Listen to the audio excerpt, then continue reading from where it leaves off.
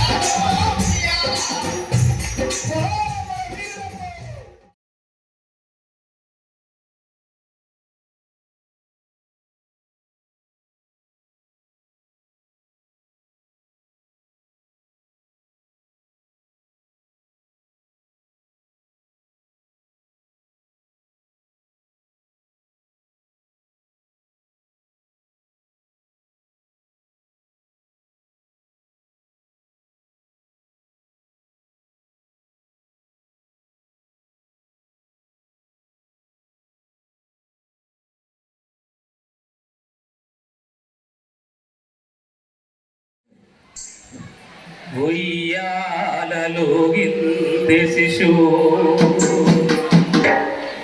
విప్లవ సయ్యాటలాడింది శిశువు ఉయ్యాలో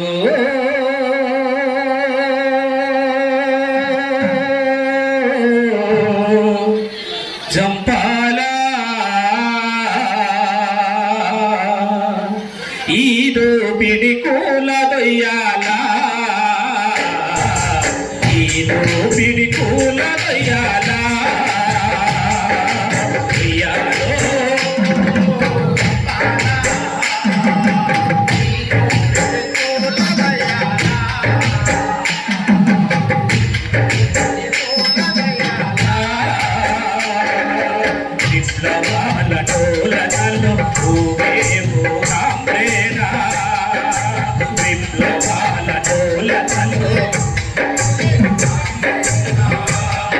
ఈ పాదశాల చదివేము చెరసాలలో మేము పీడిత జనము ఎత్తినావురా హృదయకాల కడలి ఎత్తినావురా ఉయ్యాలో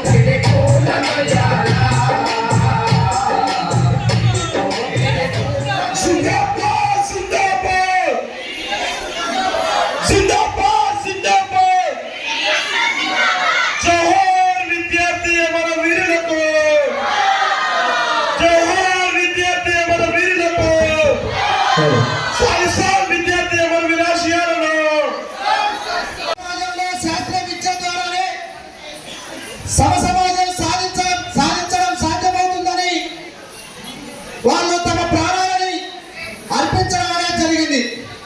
ఈ 50 ఏళ్ల కాలంలో అనేక పోరాటాలు నిర్వహించి అనేక మంది ప్రాణత్యాగాలు చేసి ఇవాళ పీడిఎస్ పిడిపిడికి ఉద్యమ వారసత్వాన్ని నేటి తరానికి అందించినటువంటి చరిత్ర ఇవాళ మన కళ్ళ నుండి కనబడతా ఉన్నది. కాబట్టి ఆ అమరవీరుల వారసులుగా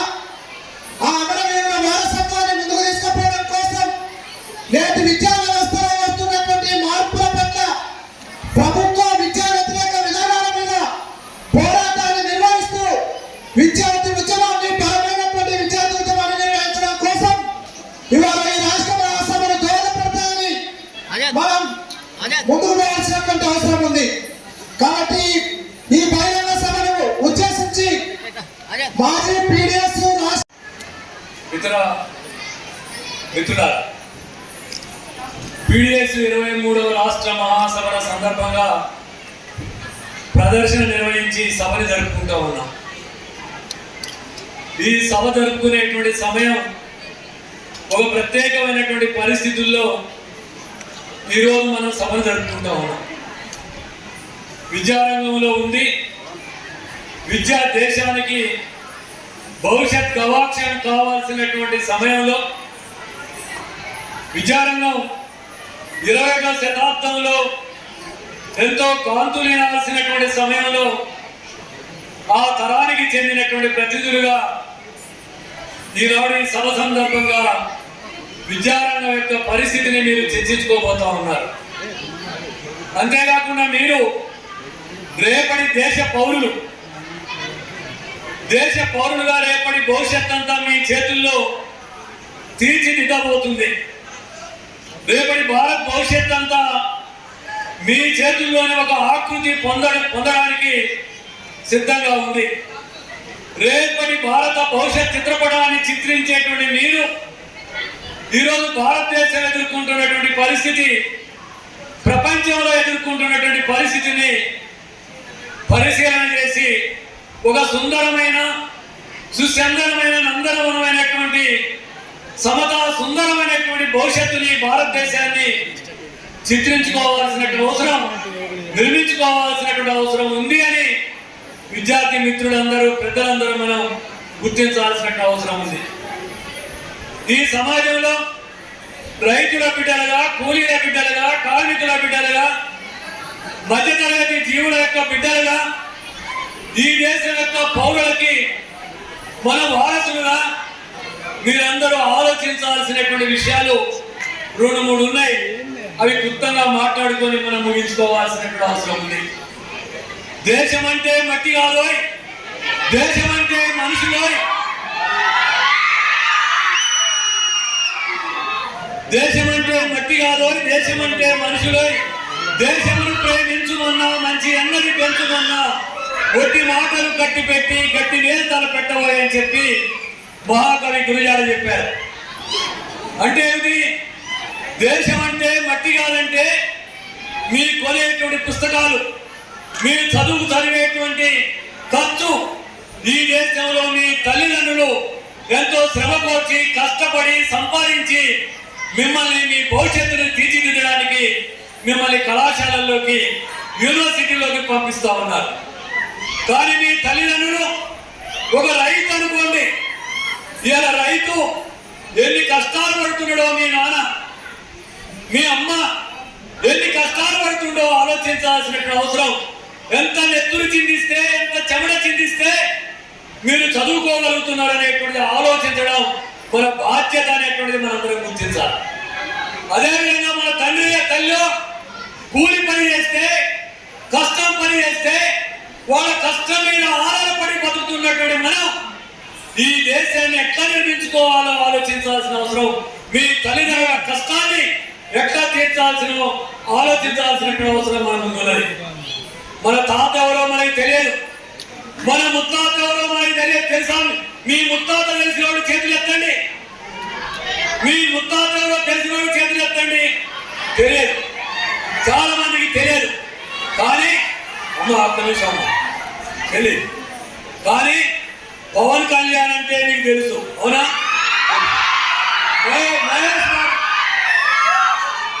మహేష్ బాబు అంటే తెలుసు, రాణా అంటే తెలుసు, వేరే ఇంకో సమంత అంటే తెలుసు, ఇంకో అంటే తెలుసు. కానీ ఇక్కడే మీరు ఆలోచించాల్సింది. ఇంత కేకలేశారే చెల్లెళ్ళు, అందరూ ఇంత కేకలేశారే, వాళ్ళు మన హీరోలు కాదు, మన హీరోయిన్లు కాదు. మీ హీరోలు అంటే ఈ దేశం కోసం పోరాడినటువంటి వాడు. భగత్ సింగ్ మన హీరో, భగత్ సింగ్ మన హీరో. అదేవిధంగానే జాతి రెడ్డి మన హీరో. అంతేకాదు అల్లూరి సీతారామరాజు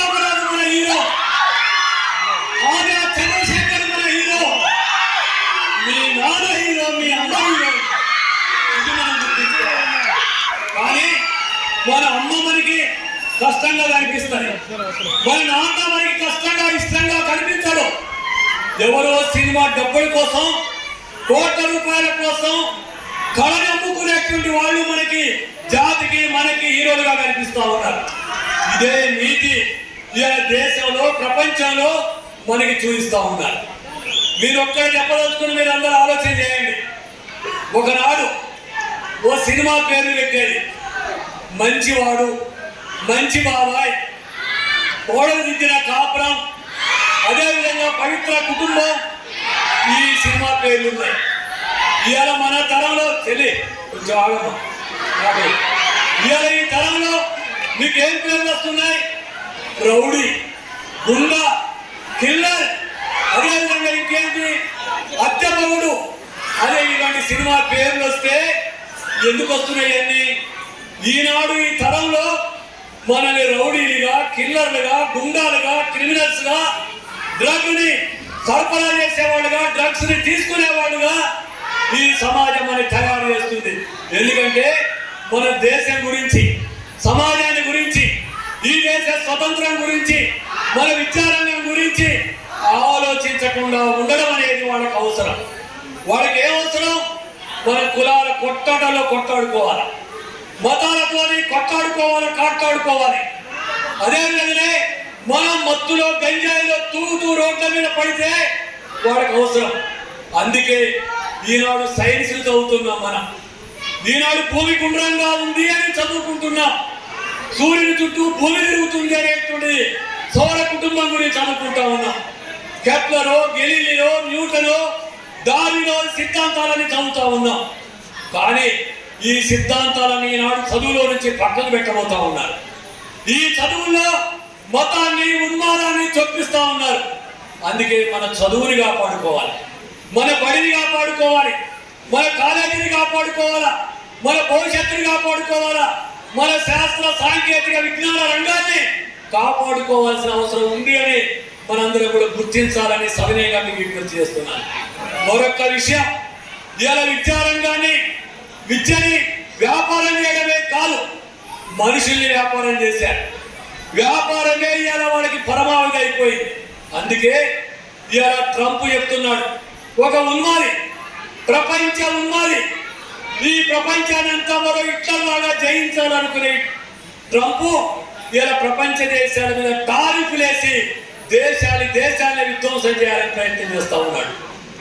ఇవాళ ఒక దేశ అధ్యక్షుడిని, వెనుజులాకు చెందిన మధురోని అధ్యక్షుడిని ఎత్తకపోయి అమెరికాలో విచారణ జరుపుతా ఉన్నారు. టీవీలో చూస్తున్నాం, పేపర్లో చూస్తున్నాం. మనకెందుకు అనుకుంటున్నాం? మన ఇంట్లో నుంచి మన నాన్నని ఎవరు ఎత్తకపోతే మీ రక్తం మారదా ఆలోచించగలుగుతా ఉన్నాం. ఎందుకంటే ఒక దుర్మార్గమైన దేశం, ప్రపంచాన్ని ఆక్రమించుకోవాలనే సామ్రాజ్యవాద దేశం. మనలాంటి వర్ధమాన దేశాలని రాతి రంపాన పెట్టడానికి, వాటన్నిటిని స్వాధీనం చేసుకోవడానికి, దురాక్రమించడానికి ఇవాళ దేశమంతా, ప్రపంచమంతా అమెరికా వాడు ఆయిల్ మీద, ఖనిజాల మీద పెత్తనం కోసం ఎలా దురాక్రమణ చేస్తా ఉంటే నాకెందుకు లేని చెల్లెమ్మ, తమ్ముడు అనుకోవద్దు.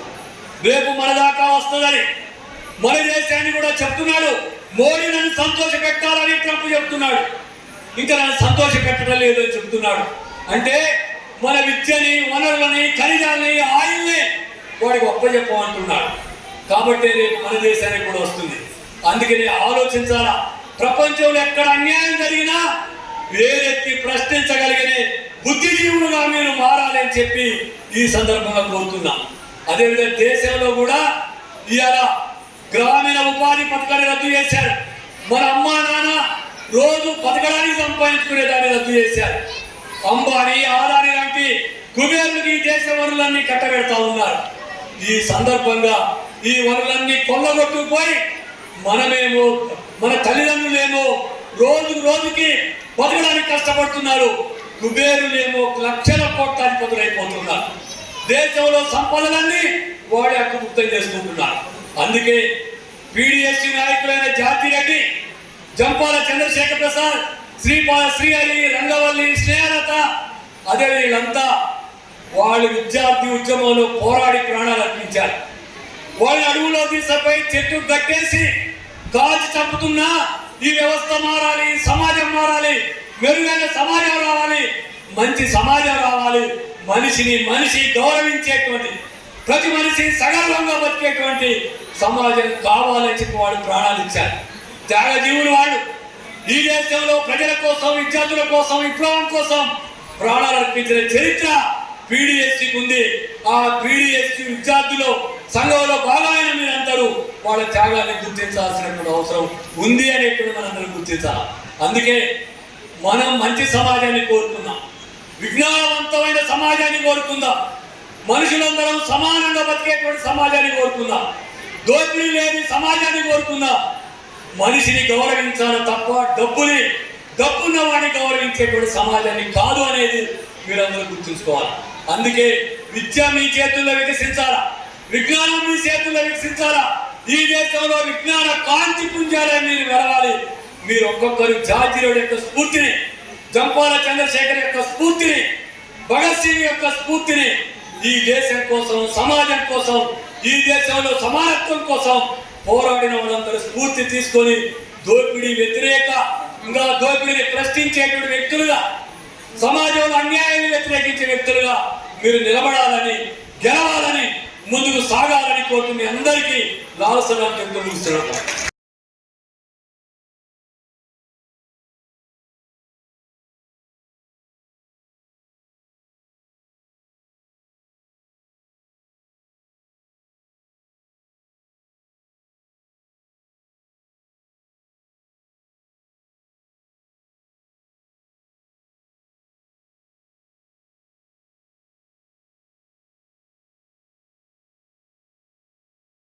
నమస్కారం. ఇప్పుడే మీ ముందు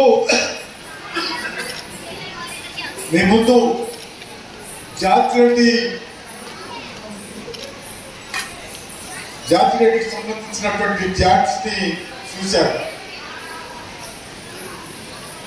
జాతిరెడ్డి లాంటి వాళ్ళు, జంపాల చంద్రశేఖర్ లాంటి వాళ్ళు, ఎంతో మంది విద్యార్థి దశ నుండే వ్యవస్థలో మార్పు రావాలని దీక్షపోని సిపిఎంఎల్ మార్షలైడ్ మార్గాన్ని ఎంచుకున్నటువంటి వీళ్ళు వాళ్ళకు సంబంధించినటువంటి విషయాన్ని మీ ముందు ఉంచదలుచుకుంది మీ సంఘం. ఈ సంఘం అంటే పీడిఎస్యు ప్రగతిశీల విద్యార్థి సంఘం. మీరు ఇలా బహిరంగ సభ జరుపుకొని రేపు ఎల్లుండి జరగబోయేటువంటి మహాసభ రూపాన్ని సంతరించుకొని ఈ వ్యవస్థలో మార్పు కోసం ప్రయత్నం చేయాలి. అట్లా మార్పు కోసం పనిచేస్తారని, ఆ విధమైనటువంటి చైతన్యాన్ని, శక్తిని ప్రదర్శిస్తారని చెప్పి మేము ఆశిస్తున్నాం. మీ తల్లిదండ్రులు ఆశిస్తున్నారు, దేశమంతా ఆశిస్తుంది. మీరు భవిష్యత్తు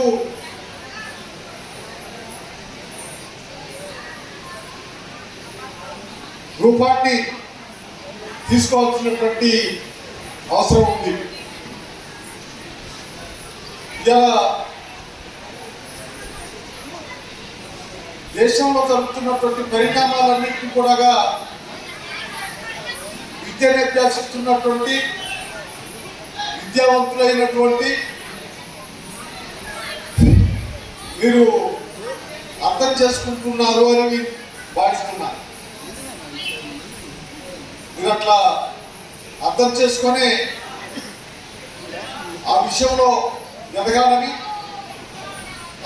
ఆ విధమైనటువంటి చైతన్యాన్ని ప్రదర్శిస్తారని చెప్పి భావిస్తున్నా, కోరుతున్నా. మీ తల్లిదండ్రులే కాదు, మీ తల్లిదండ్రులు మీరు ప్రయోజకులు కావాలని, మంచి ప్రతిభావంతులు కావాలని, మీరు అభ్యసిస్తున్నటువంటి విద్య మీకు, మీ తల్లిదండ్రులకు, దేశానికి, వ్యవస్థకి ఉపయోగపడాలని కోరుకుంటున్నటువంటిది.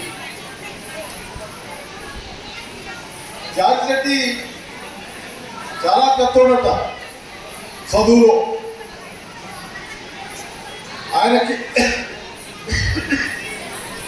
చదువు చెప్పే గురువులకే ఆయన పాఠాలు బోధించేవాడు. ఆయనకు ఉద్యోగం వచ్చిన దాన్ని తీసుకోకుండా మిగతా విద్యార్థులందరినీ తనలాగా తయారు చేయడానికి కోరుకున్నటువంటి వ్యక్తత. ఆయన్ని ఈ వ్యక్తి బతుకుంటే భవిష్యత్తులో మనకు బతుకులేదనేటువంటి దుర్మార్గమైనటువంటి పద్ధతుల్లో బీజేపీకి సంబంధించినటువంటి సంఘం అక్కడ ఉండి తనని హత్య చేశారనేటువంటి విషయం మనకు బోధపడుతుంది. ఆయనకు సంబంధించి మాట్లాడుకునేటప్పుడు విషయాలు గుర్తొస్తున్నాయి. జంపాల చంద్రశేఖర్ ప్రసాద్ ఆయన ఇంజనీరింగ్ విద్యార్థి అట. ఆయన మీ విద్యార్థి దశ నుండే విద్యను అభ్యసిస్తూనే ఈ దేశంలో విప్లవం రాకుండా, విప్లవం కోసం ప్రయత్నం చేయకుండా వ్యవస్థలో మార్పు రాదని కోరుకున్నాడట. ఆయనకి గురువు అయినటువంటి నీలం రామచంద్రయ్య గారిని ఎక్కడో విజయవాడలో పట్టుకొని తీసుకొచ్చి ఇల్లెందు వచ్చేగూడెం దగ్గర శ్రీకడగండ్ల అడవిలో కాల్చి చంపాడు. అక్కడ కాల్చి చంపిట్రా అంటే నాకు తెలిసి అక్కడ తుపాకులు సప్పుడేమి వినబడలేదు. నాకెందుకు వినబడలేదు అంటే నేను అప్పుడు అక్కడ అడవిలో ఉన్నాను. అడవిలో ఎందుకున్నా అంటే మాకు కావాల్సినటువంటి కట్టెల కోసం వెళ్ళి అక్కడ ఉన్నా. చచ్చిపోయిన బాడీని చూశాం కానీ తుపాకులు సప్పుడు ఏమవల్లే. అంటే వాళ్ళని ఎక్కడో చంపి తీసుకొచ్చి అక్కడ పడేశారు. వాళ్ళిద్దరితో పాటు ఇంకో ఇద్దరు ఉన్నారు. మేము అప్పుడు నక్సలైట్లు అంటే ఏంటో తెలియదు, రాజకీయాలు అంటే ఏంటో తెలియదు. అటువంటి టైంలో మేము ఆ బాడీని చూసి, ఆ డెడ్ బాడీని చూసి దూరంగా పారిపోయినటువంటి దాంట్లో మా ఊళ్ళో ఉన్నటువంటి ఒక 10 మంది చూసాం. మేమందరం కూడా అక్కడ టేప్ కర్రలు తెచ్చుకోవడానికి వెళ్ళాము. ఆ టేప్ కర్రల కోసం పోయి వస్తుంటే రోడ్డు మీద పోలీసులు చాలా మంది ఉన్నారు. మేము పోలీసులు అనుకోలేదు, ఫారెస్ట్ వాళ్ళు అనుకున్నాం. గంట తర్వాత మేము దూరంగా పోయి మళ్ళా ఆ కర్రల కోసం వచ్చినప్పుడు ఆ గోతులో పడేసినటువంటి ఈ డెడ్ బాడీ కనపడింది. ఇక కర్రలు మర్చిపోయినాం, డెడ్ బాడీని చూసినాం, వెంటనే వచ్చి ఊరు పట్టాం. తెల్లారి ఇల్లు వెళ్తే ఫోటోలు ఉన్నాయి. ఫోటోలు అంతా బాగా చితికిపోయి ఉన్నాయి. పేరు మాత్రం చెప్పారు, జంపాల చంద్రశేఖర్ ప్రసాద్ అని, నీలం రామచంద్రయ్య అని 2 పేర్లు మాత్రం పేపర్లో రాశారు. మిగతా వాళ్ళ పేర్లు రాయలేదు. అప్పుడు మాకెవరు తెలుసు వాళ్ళు ఇల్లెందులో అంటే ఇల్లెందంతా తెలిసిన ఇల్లెందులో ప్రజలందరూ తెలిసిన నాకు సింగి జగన్నాథం కోట్ల కృష్ణమూర్తి అనేటువంటి ఈ ఇద్దరు పెద్ద మనుషులు మాత్రమే తెలుసు. కోట్ల కృష్ణమూర్తి కొమరవరం, సింగు జగన్నాథం ఇల్లెందు టౌన్. వీళ్ళు ఈ నక్సలైట్ పార్టీకి సానుభూతి పరులుగా ఆ కార్యక్రమాలని నిర్వహిస్తుండేటువంటి వాళ్ళు. అక్కడనే పోలీస్ స్టేషన్ దగ్గర కన్నయ్య అనేటువంటి తమిళనాడు అతను, ఆయన అక్కడ హోటల్ పెట్టి ఎవరు అరెస్ట్ అయిపోయినా కానీ ఆయన టీలు టిఫిన్లు అందించేవాడు అనమాట. వీళ్ళందరూ కూడా ఇల్లెందుకు పోతే ఆ హోటల్లో పోయి టీ తాగేవాళ్ళు. ఆ పద్ధతుల్లో సమాచారం తెలుసుకున్న తర్వాత ఇది నక్సలైట్ పార్టీ. నక్సలైట్ పార్టీ ప్రజల కోసం పనిచేస్తుంది. ప్రజల కోసం పనిచేస్తున్నటువంటి క్రమంలో పోలీసులు గవర్నమెంట్ ఇటువంటి దుర్మార్గాలకి ఒడిగడుతుంటారు అనేటువంటి సమాచారం తెలిసింది. అది ఎప్పుడు 1975